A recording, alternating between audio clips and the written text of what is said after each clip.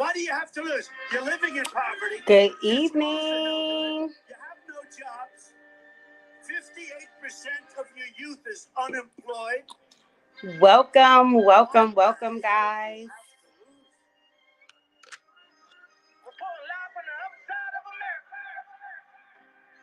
Mama let me sip the 40. I was just a shorty. Then I started spitting garlic, and they said record me. Welcome, guys. Come on in. Invite someone.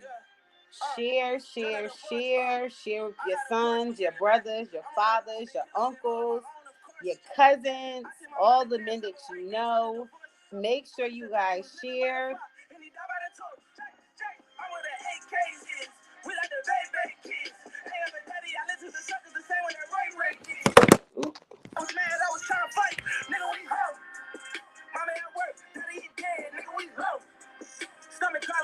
I have a special guest I'm going to be bringing on tonight. I'm going to give him a proper introduction. But right now, this is just the invitation time. Like CNN and being able to express myself and speak for like the voiceless young men of America. The first step I would say, I grew up in America in a ruthless neighborhood where we're not protected by police. We grew up in ruthless environments. We grew up around murder. You see murder. You see 7 people die a week. I think you would probably carry it again yourself. Would you? Yeah, I probably would.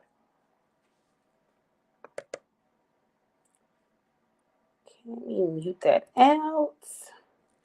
Good evening, guys. I'm going to ask that you share this live. Make sure you guys can hear me as well, but I'm going to ask that you share this live with all the men that you know. We are about to have a candid conversation to wrap up the Big D. For those of you that don't know, my name is Tiana Wilson. I am a professional chef. I am a caterer with a successful catering company, Cedar L Events and Catering, located in Central Florida.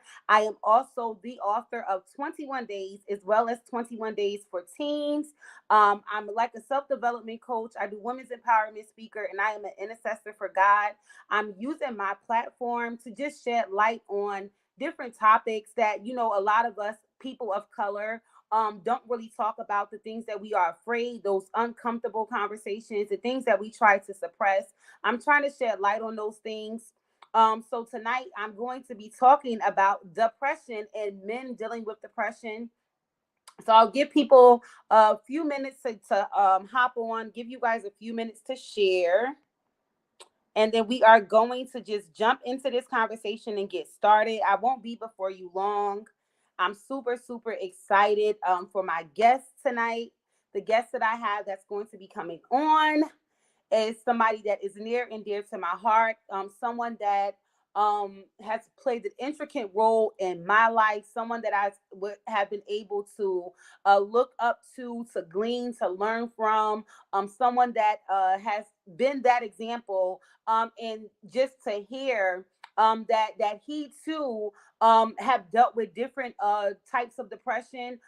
It just baffled me, because we look at people and we see them, and it just seems like, you know what, they're so strong, they have it all together, they have it all going on, and that's not always the case. So I'm just grateful on tonight that I am going to be having a conversation with my dad, the amazing Robert Lee Skinner. I'm just so happy to have him. And Sean, if you're free, I can send you the link. You can hop on and talk with us too. I know that you were working, but if you are free, you are more than welcome to hop on and just have a conversation with us. But I'm going to be welcoming my dad, the man who loved me, who wiped my tears, who was there for me when I experienced heartache and heartbreak, and the person, my superhero, the guy that I look up, look at as my superhero. I'm going to be talking to him on tonight and picking his brain on tonight, and he's going to be just being honest and open and allowing me to share this moment with him, and ask some questions about depression, and hopefully it will shed some light to other men that are out there that may have dealt with depression. Sean, is that a yes? You want me to send you the link? If so, Tracy, my beautiful mother who is here as well. Can you send Sean the same link that I sent Dad, if possible? And then Sean, all you have to do is click that link, and I'll be able to pull you on if you're backstage. So, without further ado, I am going to welcome my guest on tonight, my dad, and we are going to start this conversation about the big D. Hopefully, he is ready. Add him. There he is. Hey, Hey, baby. Dad. Hey, baby. How are you? Good, good, good. Can you hear me? Yes, I can. Okay, guys, this is my dad. I know he looks, like a youngin, but he is not. He is very wise. And he is not a youngin, and he is taking. So let's just put that in the atmosphere, okay? 30 plus years and he is taking. So don't be looking at my dad like he's eye candy. But dad, thanks so much for tuning in. I know that you were able to watch the previous weeks. And I know the first week might have been a little heavy for you to watch because I shared my story with depression, but you know that because Oh my gosh. What happened?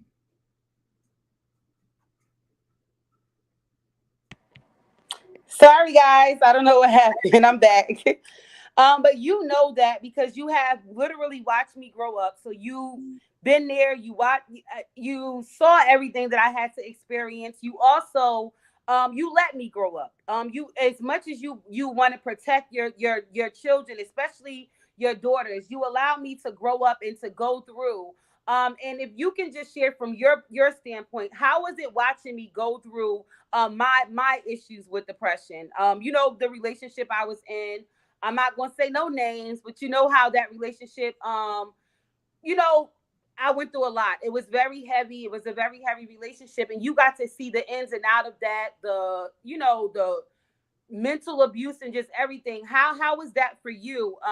To watch, because this we're talking about depression, guys, but I want to also shed light onto those people that have family members that battle with depression and how they deal with it and how they handle it. So how was that for you to watch me go through, but kind of have to let me be an adult? Well, as a father, it's hard. You watching your child go through something. I mean, you can be there to support them and everything and be a shoulder to cry on and all that stuff, but it's hard when it's absolutely nothing you can do. You can say this, that, and the third, but at the same time, you have to let your kids find their way. Mm-hmm. And as a young man, I had to find my way. Mm-hmm. I had to deal with a lot of depression, not having my dad and stuff like that. So I didn't know how to behave. Mm-hmm. But the great thing about being a father to you guys, it kind of helped me because we pretty Mm-hmm. much grew up together. So watching you go through that was the hardest thing ever. But look at you now. Yes. Certain things that we go through in life is to make us stronger and to make us better people. So imagine if I could have, if I Mm-hmm. had the ability to protect you from every single thing, I would die doing that.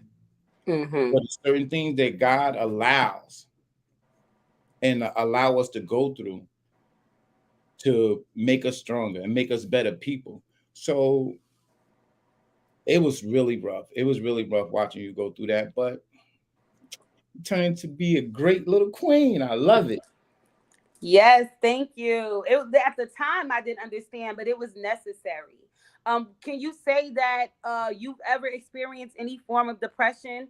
I don't know if you saw last week when Crystal was on.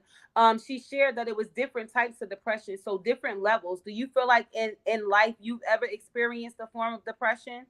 Absolutely. Absolutely. September 2019, um, COVID hit. I lost my job. It was kind of the hardest thing for me because when you see yourself in a certain way, Mm-hmm. and you think that certain people are rooting for you and go, go, go, go. But in reality, they only uh mommy says it a lot, they gaslight you a lot. Mm-hmm. So, and when you lose yourself into a job that you thinking, oh, you the best thing since cup of tea and all that stuff, Mm-hmm. you get shot down. You get shot down, you get humbled. Mm-hmm. You get humbled. And it was really rough for me because I never experienced that before. I never Mm-hmm. experienced that before. And my job is everything to me because I love what I do. So my job Mm-hmm. is everything to me. And to go from one extreme to the next and not have a job and you got COVID. Mm-hmm. So I went through a lot of different changes, lost weight. I got depressed. I didn't want to go outside. I didn't want to do nothing. I didn't want to go nowhere. Mm-hmm. And I'm like, how did I get here? That's always the question. You can never pinpoint. It's like I think it's a ripple of things that take place with depression, but we don't recognize it until we're pretty much at rock bottom. It's like, how did I get down here? Well, that's one of those things again that God allows you to go through, not only to not only to show you something to improve your life. It's certain things that happens. It's certain things that happen that causes you to rethink how you've been living your life. Rethink how you allow other people to enter into your life. Mm-hmm. And so depression is it's a sickness. It's a It real definitely is. it's a sickness. It's a sickness. And if you allow it to, it will destroy you. People say stress kills. Facts. Mm-hmm. That's so true. It's not. It's Facts. so cliche. When we Facts. hear it, people are like, "Yeah, stress kills." And what I learned just from doing this depression series and doing research, I actually learned that depression is really the number one silent killer in the world, not Yeah. just America. In the world, so many people are dealing with it, and you know they don't they're functioning with it. That's the scary part about it. I don't know if you guys know, there was a young girl, I believe her name was Christy.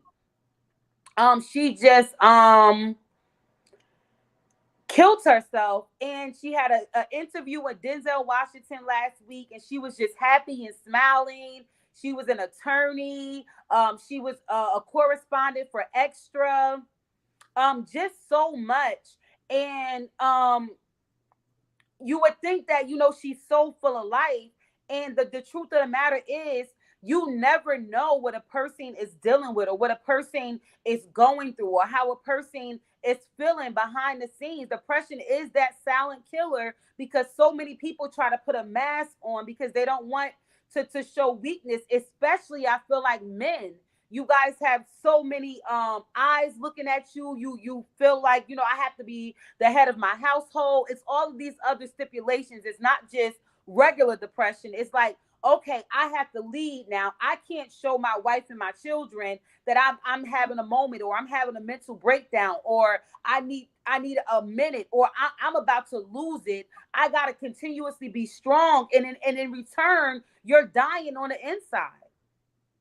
Yeah, it's easy for men to because of pride. I'm gonna say because of pride. We don't want our women seeing us weak at no point at any point. I don't care. I've been delivered. I don't care.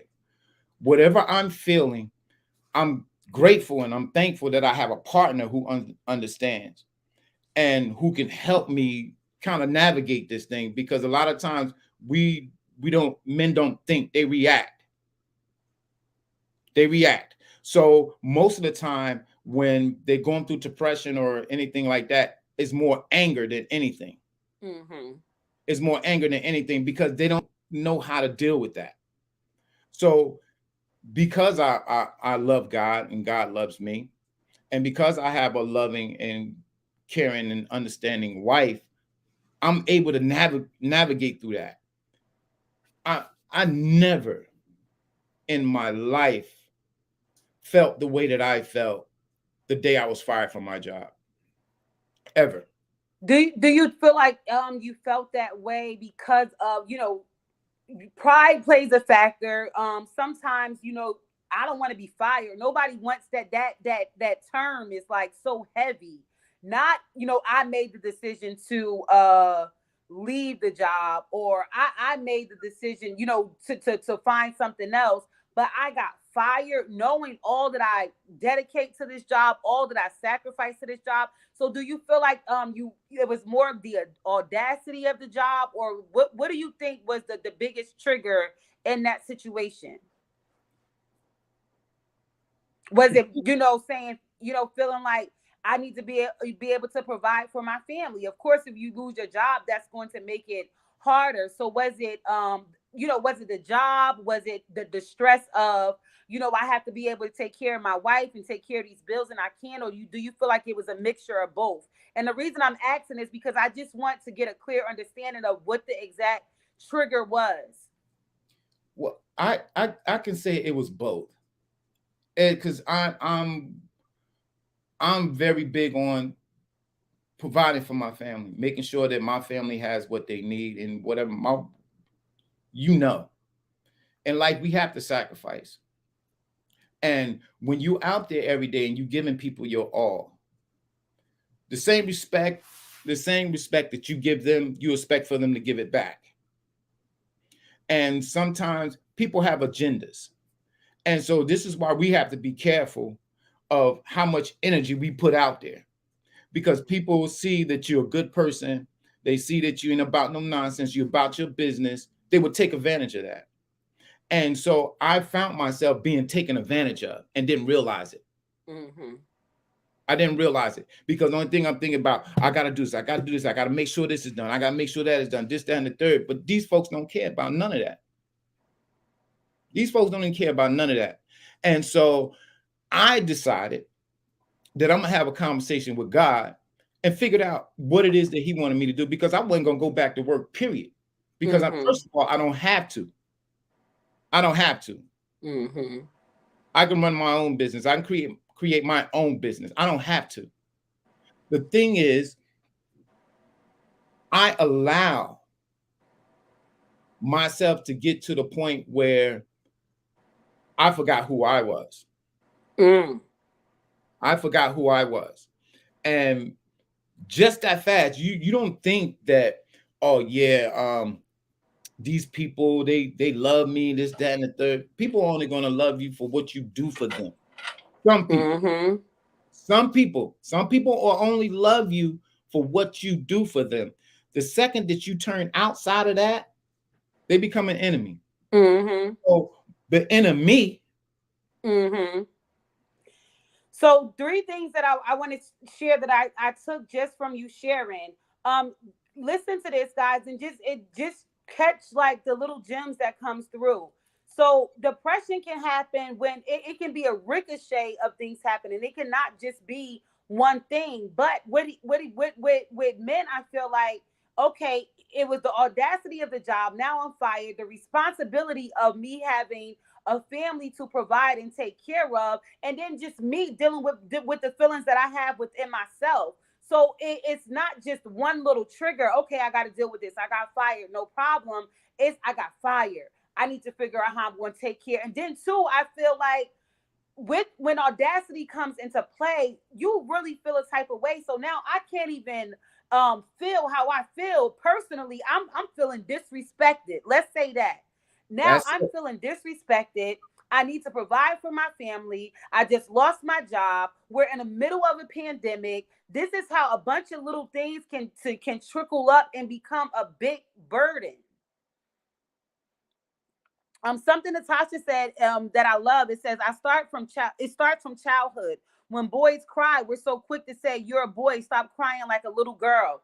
And I love that you said that. I just seen like a meme, and it had, it talked about men, and especially our black men. Listen, I am not racist. I am not prejudiced. I love black, white, Spanish, Puerto Rican, every race in the book, but I'm an African American female, so I'm speaking to my people when I speak, when I'm talking here. So I don't want anybody to, take it personal or feel any type of way about it. But specifically for black men, it shared how when Tyrese had a breakdown, when Kanye West had a breakdown, and it was somebody else, we made fun about it. There were memes made about these men crying, but yet and still, this is why men feel like I can't, I gotta be strong all the time. I have to keep it together all the time. I have to be prideful all the time. And I don't know if y'all know, but I'm gonna bring it back to the book because y'all know I'm spiritual. The Bible says that pride comes before destruction. Pride comes before destruction. But why are we making fun of our men because they're enduring, or because they're going through, or because they decided to cry? This is something that's generational. I feel like, because we were taught. I was one of those children that laugh. What are you crying for? Or you tell your son they get disciplined, and then they go to cry. You wipe those tears from your face. Don't be crying. So now he grows up feeling like I can't show any emotion. I can't feel. So that's something as a whole we have to stop doing. We have to allow our young men, our boys, and even our men as women, the men in our lives, our fathers, our brothers, our husbands, our significant others. We have to allow them to have a safe space so they can be okay to feel. Something that you said that stood out. You said, thank God I had a wife that was understanding. Everybody doesn't have that understanding wife.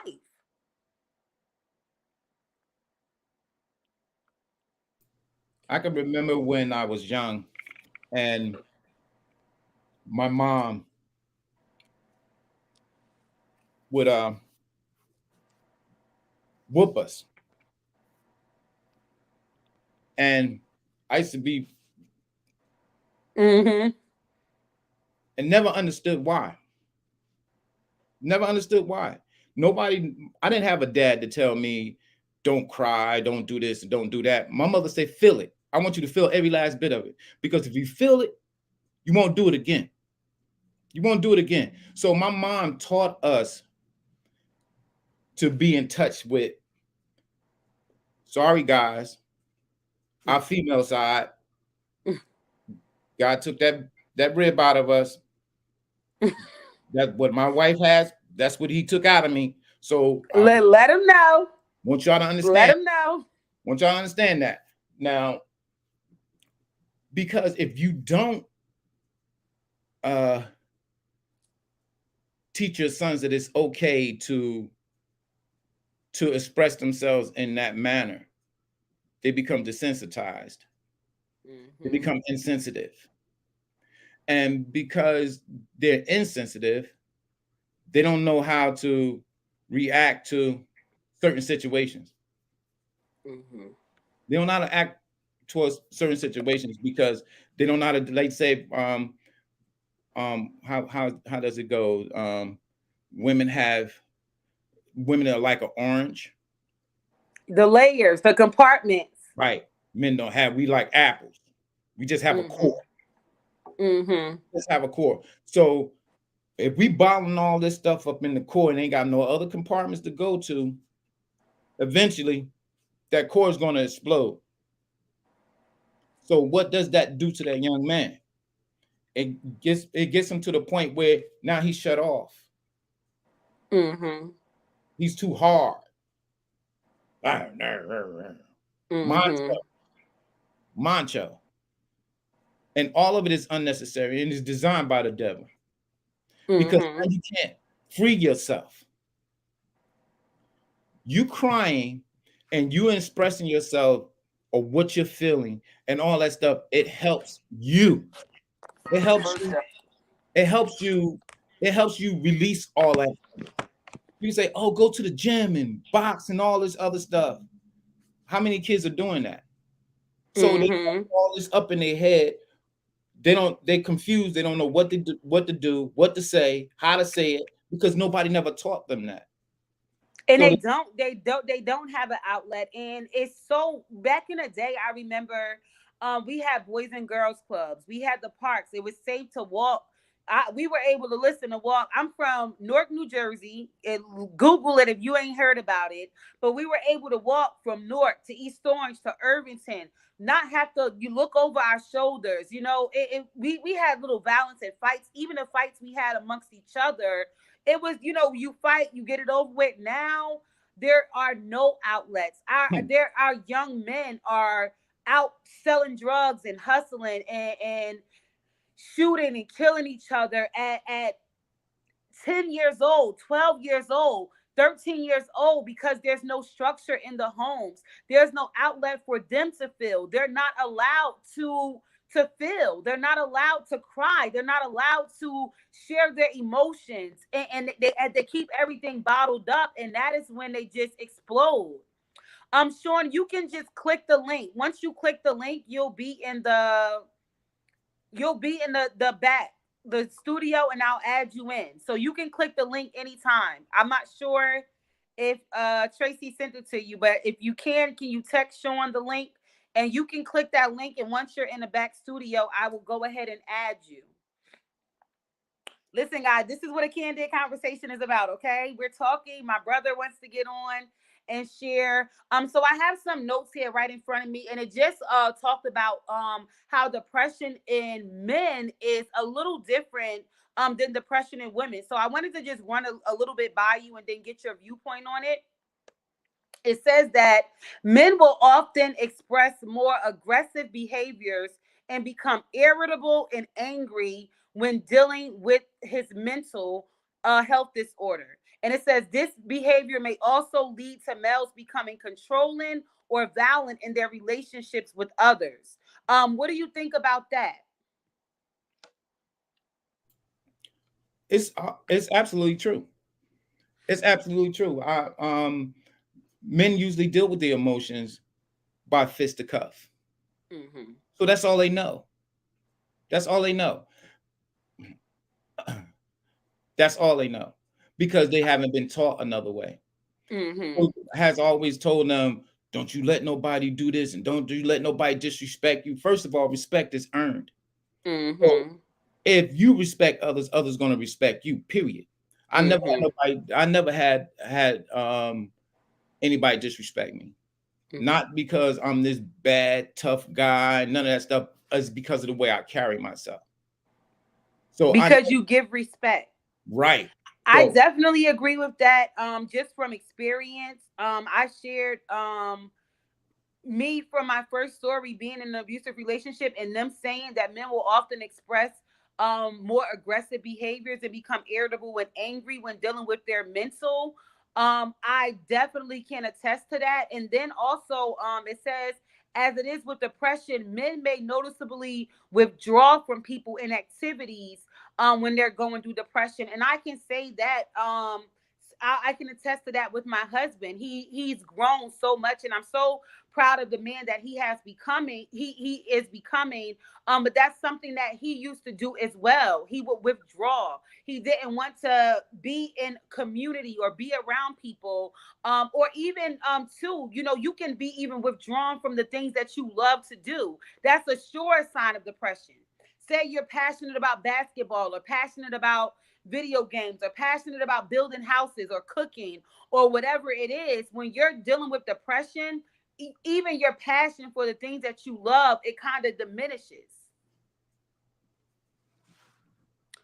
Tracy said, Juanisha said, masculine and feminine energy is a part of all of us. I agree with that. And then Tracy said, most times when people feel out of control in their own lives, they will always control by enemies necessary, everything outside of themselves. Absolutely. Ding, ding, ding, ding, ding. Because they feel like they need to have some control somewhere. If I can't control my job, my job is walking all over me. My kids is walking all over me. I'm going to control it. If it's just my wife, I'm going to control even my wife. If that's what I have, if that's the only thing that I can control, and it's not right, but that is also a form as well. God, I'm gonna welcome Sean in as well. What's up? What's Hello, up? bro. What is going on? How are you? Good. What's up, Rob? What's up? What's going on, brother? How you doing? Good. So I know you've been watching. You have any feedback so far from the things that we've discussed? Um, Everything really was on point with everything because I experienced my own personal part of depression. Mine happened within church. Um, you know, you working in so many different ministries in church and helping out, and I know that's the right thing to do, and that's what I love to do. That's my passion. But at one moment in my life, while I was doing it, I didn't realize I was depressed. I was always the yes man when everybody asked me, Sean, can you do this? Sean, can you do that? I was almost that yes man every time. But the more I did it, the more broken I felt. The more I felt that I was in a dark place. I was in so much of a dark place that even with me being this yes man and doing everything that they asked me to do, security, pray, do this and do that. But I realized I was doing all those things and I wasn't happy. I was frustrated. I was mad. It's almost like a preacher preaching, but he's going through his own personal issues, you know. And that was a dark place for me because even going to church, and people may not realize it, but a lot of times some people, they can be depressed. They can be. I was just in a place where I was just moving, and almost like a walking zombie, not knowing where I was going. I was just existing, as you can say, and even going home at night, doing the stuff that I was doing, working, starting the business. I was depressed. I was frustrated. I was in a real dark place to where it got to a point to where I wanted to commit suicide. It got to a point to where, I love my wife, but I was still frustrated. I was mad. I was snapping at her. I was snapping at everybody. I was at my own dark place. And whether people realize that we as men are built to be strong, and most people feel like men don't go through nothing, but we do. We get hit with a lot of things that people don't understand. We get hit with a lot of things that people think we just have to just get over. And it's not that simple for us. Mm-hmm. We're strong in our own way, but in my dark time, man, I was so much in depression that I dreamed about killing myself. I dreamed about taking pills. I dreamed this. I dreamed that. I was in so much of a dark place. But God. Yeah. But the thing that kept me, and this is the honest God truth, the thing that kept me from not doing it was the love of my wife. That literally kept me from not throwing in the towel, not losing. And it's hard for a man at that time when it's just he's doing all he can do. And even as a man being able to take care of his family, I felt like I wasn't doing that as I should, Mm-hmm. And with a man not being able to take care of his family, that's the most roughest thing ever. It's frustrating because you feel like I'm supposed to be able to do this. I'm supposed to be able to do that. But it was almost like, and the enemy knows how to play on certain things in your life. Mm-hmm. You know how to play on certain things. So I was just going through all types of stuff, man, and it got to a point one day where I just wanted to let it all go. I didn't want to feel the pain no more. I didn't want to live no more. I didn't want to. I just didn't want to exist anymore. But the more I didn't want to exist, the more God would send my wife around, and she would smile, and she would always tell me, it's gonna be all right. And if she didn't, she'll be praying for me. And you always know when they're praying for you, and they're always there to encourage you. So, to make a long story short, that was one part, and then another part of my life where growing up, I was depressed. Growing up, not having enough, not having the money. I was always quiet. People thought I was crazy. They thought I was stupid. They thought I was this and that. I just held everything in because I didn't know how to express. I didn't feel anybody. I didn't feel loved. I didn't know anybody I could express to. I really didn't start talking until I got older. And I was depressed all those years until I met Tamara. I was depressed. Even meeting her, I was even more depressed. Even more. But I tell people this. She told me a long time ago when we went on a date, she told me, you had this dead stare in your eye. And I didn't understand what she was saying. She kept telling me you have this dead stare in your eye. I didn't understand what she was saying at all. But then I realized I was walking around like a zombie. Like I said, I was just existing. I didn't feel nothing. If you called me, I didn't hear you. I was snapped at the drop of a dime. It was all those things. And all those things are symptoms of depression. You know, everybody has their own different types of symptoms of depression, but that was mine. Those were definite symptoms because it even what you just shared, and thank you so much just for your transparency. And I'm glad that you're being this transparent because I want other men to be able to see I'm not crazy, because sometimes I know you feel like, is it me? Am I crazy for feeling like this? So I'm so grateful that you guys are being so transparent. But it said, aggressive behavior is something that is that's literally the first thing that it says as a sign for men with depression. A woman, we are really emotional, so with us we may tend to shut down, or we may be a little more crying, or just be a little more breaking down or sensitive to different things that are going on, where men are just like angry. You feel defensive, you feel like you have to respond, or be defensive. And the sad thing about it is that the people that suffer the most are the ones that's closest to you, unfortunately. Yeah, that's true. That's true. And and sometimes your significant other or somebody, they may not realize it because you got so much going on. Everybody got to do this. Everybody got to do this. And sometimes you just moving just to move. You moving just so you won't have to sit and deal with what you're going through. And I think the hardest part is a man saying, for me, a man saying that, look, I can't handle this. I'm going through. I need help. And that sometimes that's the hardest thing. Sometimes it's hard to come to your significant other saying that because so many people expect you to be strong. Like a lot of times, I love making people laugh. That's just what I do.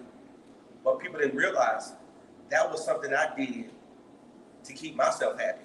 Because when everybody else was laughing, I was making them laugh. Down inside, I was dying. I was hurting. And when I got home, I had to cry. Because as much as I made everybody else happy, I really wasn't happy in the inside. That was a defense mechanism for you. I wasn't happy with my accomplishments. I wasn't happy with me. And I would just beat myself up. Why am I in this place? Why am I here? And sometimes in life, sometimes you go through. You go through stuff and you just keep moving. Because if I keep moving, I ain't got to deal with it. But what you do is when you continue to move and not deal with it, it makes it worse. Because you're not talking about it. You're not praying about it. You don't know. You're just going through the motions, and that's just that's the form of. That was what my depression was. And it got to that place, and it got rough. And for any man that's going through depression, the biggest thing that you can do is really release it and talk about it. Because I've had so many friends go through it. Acknowledgement is the first part of healing. I think what it is if you're saying you're depressed, you feel like I'm weak. I'm not about to say I'm depressed. I got this. I'm in control of my life. I'm in control of what's going on. So when you have to make that you have to share that truth or be real with yourself, because it's not even about being real with anybody else. It's really about being real with yourself. When you have to say, I'm dealing with something here, something is not right. I think that's when the shift can take place. But so many men don't want to even acknowledge the fact that I'm dealing with something here. Something is not right. I'm battling with depression. So they don't want to make that acknowledgement, so they can't fix it. They can't heal. So they carry on with this facade, this Superman facade. Superman syndrome is what I'm gonna call it. And then it's like I gotta keep it all together when you're literally dying inside. And I don't think men realize this as well. When you're depressed, it doesn't just affect your moods. It doesn't just make you angry. It affects your sex life, your sex drive. It affects your intake on drugs, on alcohol, and different things like that. It has other effects than just hurting somebody, or you just sitting there feeling like you have to have it all together. It's literally affecting your organs, the way things operate, and everything. One thing I want, Tracy says sometimes they don't know what to call it. And that's true. Maybe you don't know to say that I'm dealing with depression, but you know something's there. So this is your chance to say, you know what? Something isn't right. I'm not sleeping as much. I'm smoking more, or I'm drinking more. I'm isolating myself more. I don't want to be around family. I don't want to be around friends. I don't want to interact with people. Also, I just want to sleep. I'm dealing with these. When you have these certain symptoms, that's when you should say, well, you know what? Let me just process some things. Let me feel for a minute, and that's okay. And something that you can try is something that I do is when I wake up every day, I try to just process my day. I pray, and then I say, okay, how are you feeling this morning, Tiana? And I try to be real with that. If you're feeling angry, if you're feeling frustrated, if you're feeling stressed, if you're feeling worried, if you're whatever it is, allow yourself to feel that. Um, locate the root of the problem, and then just go day by day to work on it and to work through it. But depression really affects so many areas. You can lose your wife over it. You shared as well. Imagine you didn't have a strong praying wife, or a wife that was understanding. And I'm not just saying you, Sean, or you, Dad. I'm saying in general. I'm that wife as well. I'm a little more understanding. But imagine if you don't have that at home. A woman can very well say, I can't deal with this. I can't put up with this. And now you're getting divorced because of, not because you have a real problem, but because you didn't do the work to get to the root of what is going on. You didn't allow yourself to feel. And I think one thing too, um, depression can sometimes, and I can say this just to be transparent, depression will push me to stuff that I wasn't used to doing. Depression will lead me to that even have to, because when I was doing things, I needed something that I could hold on to, or something that would make me feel comfortable. And sometimes depression will allow me to go and be a part of things that I didn't want to be a part of. Sometimes when I got to that place, for some reason, every time I got depressed, it would lead me to a world of pornography. Whether people realize it or not, it led me so many different places because I didn't know where to go. But that's where I felt comfortable at the time. If we want to be real, let's just be honest. I felt comfortable at that time, at that place. Because I said, okay, I ain't got to deal with all this other stuff. I ain't got to deal with all this stuff. This is where I most feel comfortable. But what that did That's was, a quick fix. It's making you feel good temporarily. And you're on point. It says that men engage in more risky coping mechanisms to deal with mental health disorder. And it says, such as drinking, using drugs, engaging in risky or unprotected sex, gambling, things like that, to name a few. So I love that you're being transparent about it. You were trying to find something to fill that void. yep. And I think as men, we the easiest thing for us to run back to our old stuff we used to do, or run back to something new and fresh. And we think that's what we're supposed to do. But what it does is it sinks us deeper, deeper, deeper down into depression, to where now we don't open up another door to something else. Now we stuck here. When all we have to pray about this thing and run to the Father, or find a good friend that you can talk to, or talk to your own significant loved one. But sometimes it ain't. Sometimes it gets rough, and even in my process of going through that, sometimes I cried. I had bad dreams. I'll be sweating. I wake up in cold sweats, all types of stuff because I was going through. And sometimes you run to the wrong people, and they ain't got the right advice for you. They tell you, "Oh man, it's just a phase you're going through," and it sinks you right deep, deep down, dark, back that dark path where you didn't want to go. And the times where I took balls and pills and wanted to take my life, but I'm still here. That just means God had another plan for me. And sometimes we have to be transparent to let people know, look, this is what really happened. This is the process. Mine wasn't like yours, but this is what I had to go through. And I'm just telling you my transparency, because in order for me to talk about it, that's how my deliverance comes, and I help somebody else get delivered as well. I love that. It's when you share, you're setting yourself free. There's a saying, it say, tell the truth, shame the devil. With depression comes a lot of shame, comes a lot of guilt, We see all of these things as a sign of weakness. Maybe it's just me. I used to look at those things as a sign of weakness, and I didn't want to share. Now, I'm not going to talk about the areas where I'm weak. I'm not going to talk about the areas where I need opportunity to grow. When we present ourselves, we want to present ourselves as this perfect package, but the truth of the matter is we're all imperfect.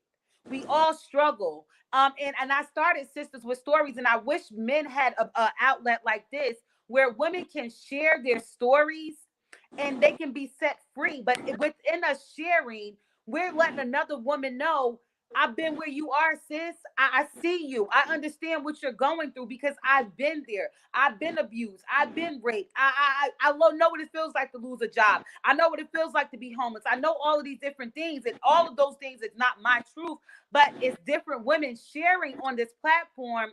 And what it's showing is this is okay. I'm not crazy. I'm not the only person going through. And then you're setting yourself free from that guilt, from that shame. They say, tell the truth, shame the devil. If you put it out there and tell your story, can't nobody, what you got to be embarrassed for? Can't nobody come in and share it? Can't nobody come in and tell you? Who can tell your story better than you? I love it. Terrell is on here, my brother. I love the support family. But he said I was drinking a lot. I didn't want to do anything. I didn't want to work, have sex, talk to anyone. I had no motivation. Absolutely. And even as a woman, even though I'm talking to you guys, though, that's symptoms that I felt with as well. I lost my passion for the things that I love doing. I want to just say one. Before we go, I do want to Tracy asked a question, and I think it's a great question, and I would love for both of you to answer. And she asks, what are some ways someone can offer assistance without offending a man, a father, a husband, a brother, an uncle, or someone that's dealing with depression or that she knows is suffering with depression? What are some ways that we can be a help or be of some assistance, if you don't mind sharing?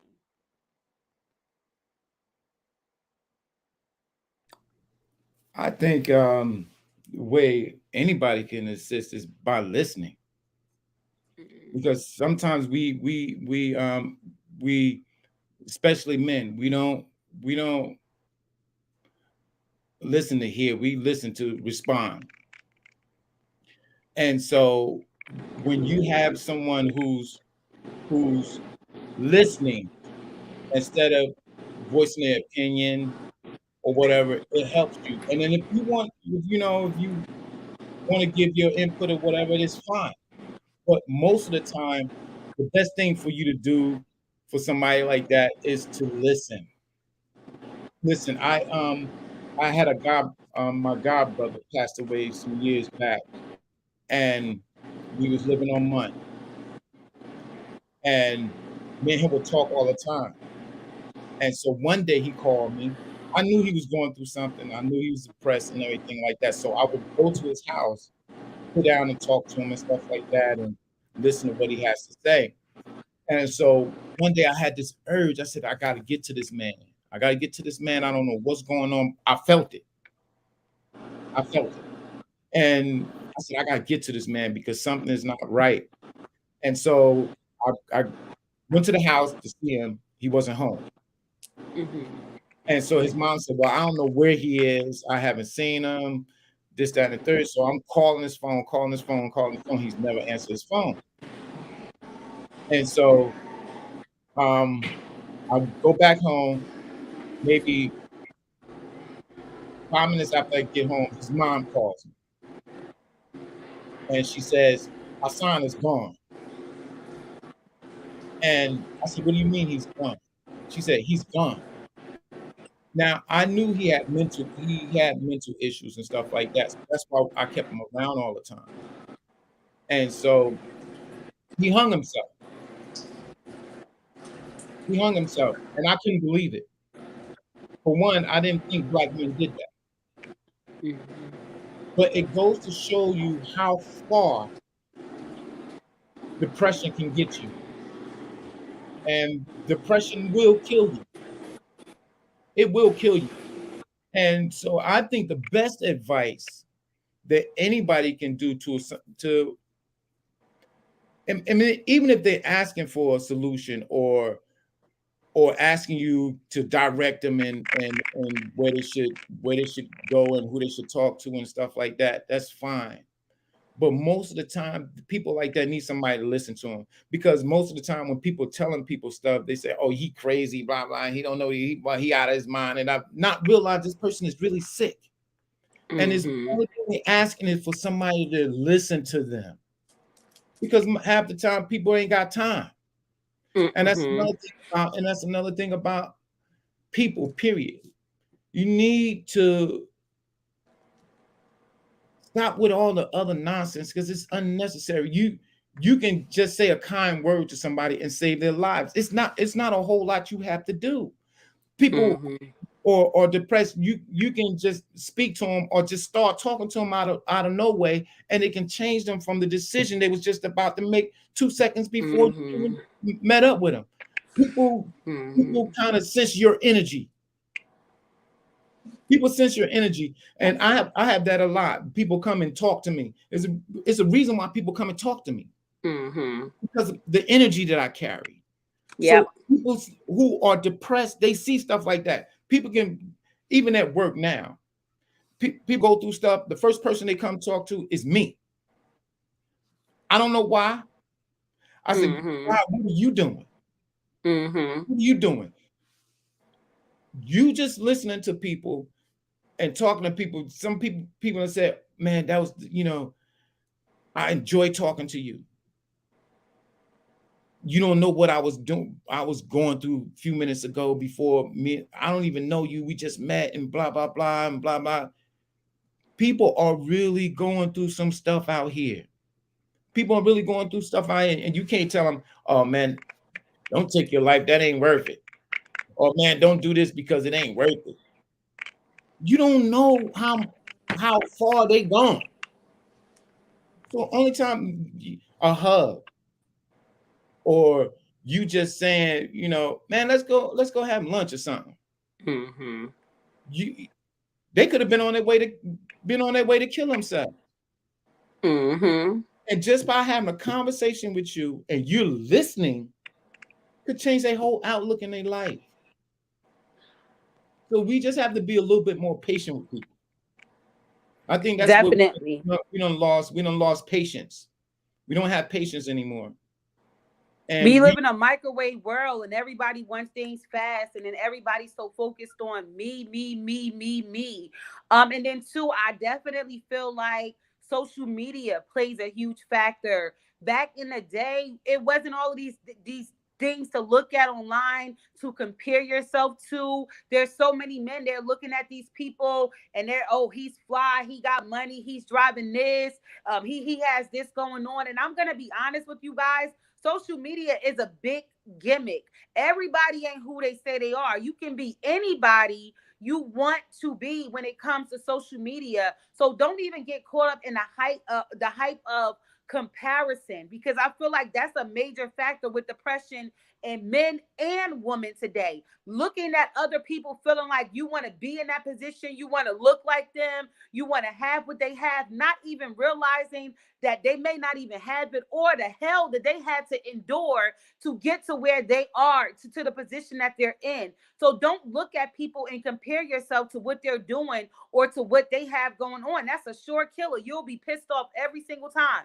If I got online right now and then was scrolling through, I'm so not in a position where I feel like I should be and desire to be. And if I allowed that to guide me, I would be hanging myself right now, to be honest. So don't get caught up in the hype of that. And I love the fact that you said to listen.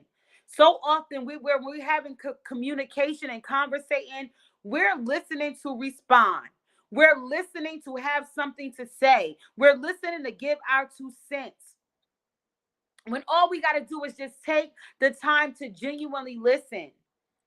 And even if you don't always want to hear it, you never know what a person being able to release what's on their mind will do for them. My husband used to talk to me about work, and I don't know the machines, I don't know the technology, the terminology, I don't know. But I started to realize he's digressing from his day. He needs to release everything that happened throughout his day. So now I'm a lot more patient. Even though I personally may not want to hear it, or I may have my own things going on, I'm going to be mindful because I don't want him to have to carry everything that happened on that day into the next day, and then into the next day, and then into the next day, and 4 days of stress. Now he's ready to explode. Now he's to the point where he don't care about life, or he's to the point where he want to go out and smoke 2 boxes of Black and Mouse and kill himself internally, because that's what alcohol and smoking and different things is. Just it just stretches out your time span. So now I'm mindful and I take that time to listen. So even that, if you have to be selfless and just say, you know what, I may not care what's going on, but just being there, it makes a difference. Listening, being that ear, it makes a difference. Not always having your 2 cents to give back, it makes a difference. Some people just want to release. We don't even have to have a conversation. I don't need you to give me no advice. I don't need to hear your 2 cents. I don't need to hear what you would do, because we're so quick to say, if that was me, oh no, I wouldn't do that. Oh no, I don't play that. I'm not going to tolerate that. Not me. Until you in that situation, and then next thing you know, you're compromised, or you're feeling some type of way, or you're making a wrong decision because you don't know what you would do if you were in that situation, but you're listening to give your 2 cents instead of listening just to be an ear. Some people just need to release. Once you get it off your chest, a lot of people feel better after that. So that was great. Sean is going to try to get back on. He may not. So Dad, do you have any closing remarks? If you can give any type of little gems to men out there that may be facing depression on today, what would it be? What gem would you have for them?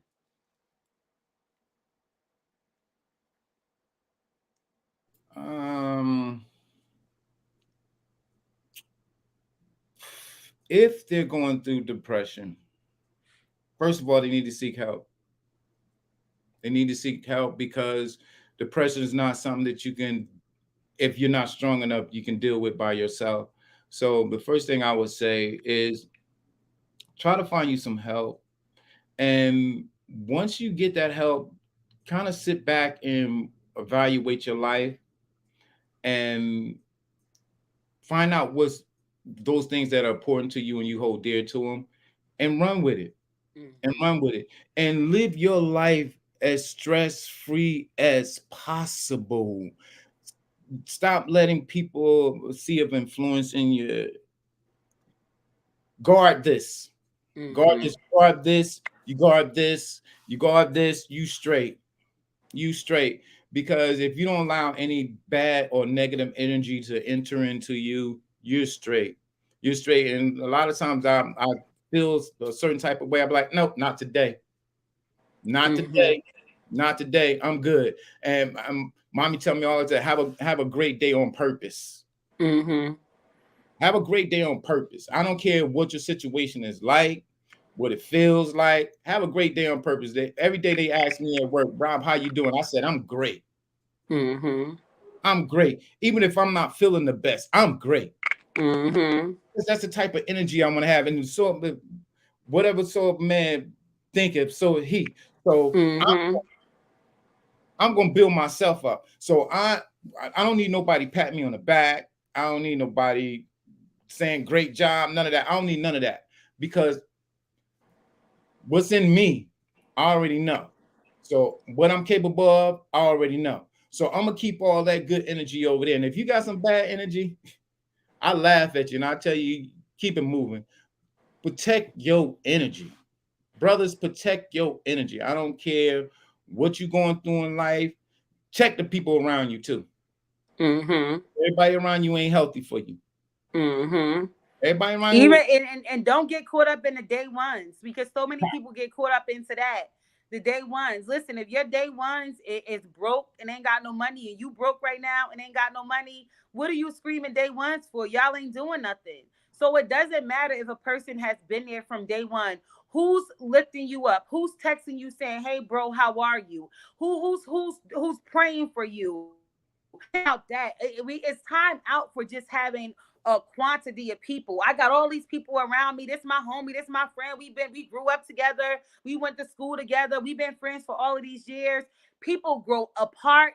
It's okay, but make sure the people that are around you are building you up, are pouring into you, are praying for you, are checking on your mental, making sure that you're mentally okay. Hey, how are you feeling today? You not just, hey, what's up? You trying to smoke? Hey, what's up? We going to the club to pop bottles? Hey, what's up? You want to pop some perk? Hey, what's up? We about to go on a block. Hey, what's up? We going to the concert. Get you some people around that you can start a business with, that y'all can mastermind together and decide, how can we break these generational curses together? How can we support our families together? How can we come together and take our families on vacation? How can we change the trajectory of our lives from where it once was to where we are going? How can we do that? It's all about elevation and growth. And I'm not saying the hell with people, because you don't want to judge people just because they aren't mentally where you are. But it makes a difference when you change your circle and you have like-minded people that's around you. It forces you to want to level up. It forces you to want greater for yourself. It forces you to be that person, be that change that you desire to see. You want somebody to check on you? Check on somebody. When's the last time you reached out and just asked how you're doing to somebody? Check on them. See if they're doing okay. And it's okay. And don't be afraid if you need help to get help. So I love that you said, first and foremost, get help. It's nothing to be embarrassed about. I had a therapist on the Big D conversation, and she shared, if you need help, get help. Listen, you may not even be dealing with depression. You can be dealing with I think she said, like, situation depression, or dealing with something like, say you lost your job, or because of COVID. You can be dealing with something that's happening right now. It's not depression, but the ricochet, the after effects, the afterthoughts from what you're facing right now. Say you're going through a divorce, or you just lost your job. That's like a depression contingent on what you're facing. That's not something that's going to linger or carry on. You get another job, guess what? You're not going to be depressed anymore. But then there's some things where we need to get to the root of, why am I like this? Why am I feeling like this? Why am I so angry? And don't make the excuse, that's just how I am. I've been angry all my life. I've been defensive all my life. Why are you defensive? Why have you been defensive all your life? You didn't just wake up that way. Something happened to cause you to be on a defense. Maybe as a child, you've been accused of things a lot. So you're so quick now. It wasn't me. It wasn't me. It wasn't me.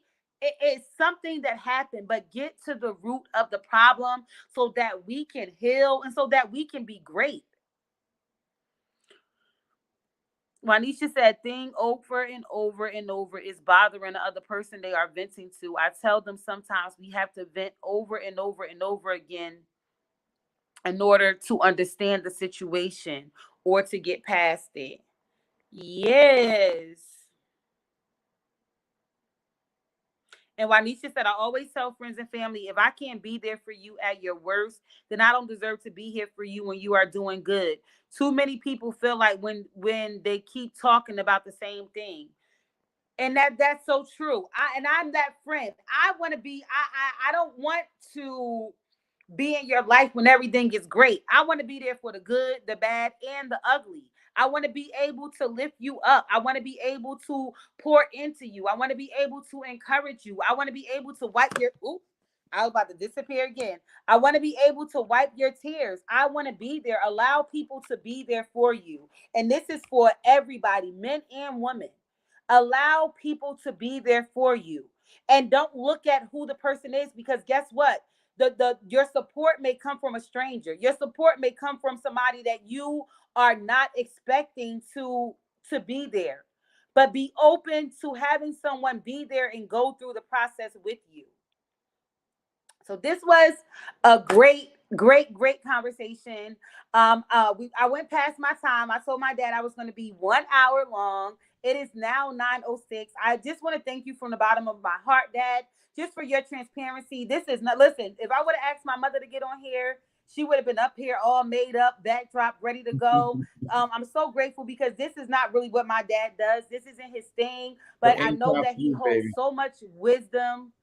He's so smart, and I wanted you guys to just be able to see that even this amazing man that you see before you, that's a husband, that's a father, that's a hard worker, that's a businessman. Even the strongest people deal and battle with depression, and it's okay They do. to seek help, and to just learn, like, some different steps of things that you can do, and to just to see we are all in this together. We are all in this together. One week we had an expert on here, but the other weeks it's just pure transparency. I also want to thank my brother Sean that was able to tap in for a little bit. He's at work, for his transparency. Guys, share this video out with someone that you think that it may help, that it may encourage, even if it's a woman. Share the video out. Make sure you guys come back and comment on the actual video. These comments here are great, but YouTube is going to be watching the comments that comes in after the video is, and I want to be able to provide more content like this because it's necessary for our community. So I want to be able to provide this content. In order for me to do it, I need people to see it. So make sure you guys share, you guys set your notifications so you'll know when I'm going to go live again. I am going to be talking about suicide in the upcoming weeks. Um, yes, I would love to have my brother up there. Terrell's in the comments. He said the bestest father. But yeah, I would love to have you up here, bro. If you're ever free, you're more than welcome to join us. I'm pretty sure it's some young men out there that may want to hear from, our peers, our age bracket. But thank you so much, Dad. I love you so much. I appreciate your time. I know you got to get up for work in the morning.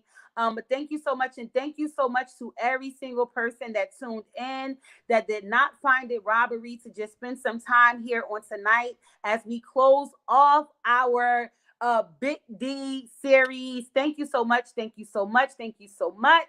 Have an amazing night on purpose. Sleep in peace, and do not be afraid to talk to somebody if you need to. Listen, I'm here. If you guys want to talk to me, I am open. And then I have another outlet as well. I'm going to be doing my 21-day program starting on the 21st. So guys, get your copy of my book, 21 Days. It's great for men and women. I'm going to be doing a 21-day virtual authors experience, 3 weeks, where I go through the book, break everything down, and it's going to be amazing. So if you're somebody that's just battling with depression even right now, and you want a stronger prayer life, you want to release some things, you're somebody that carries a lot of stress, a lot of guilt, a lot of shame, you want to get your whole life through this 3-week program. It's twice a week that we're going to be meeting virtually. The book is $13.99, so you could get your whole life for $13.99.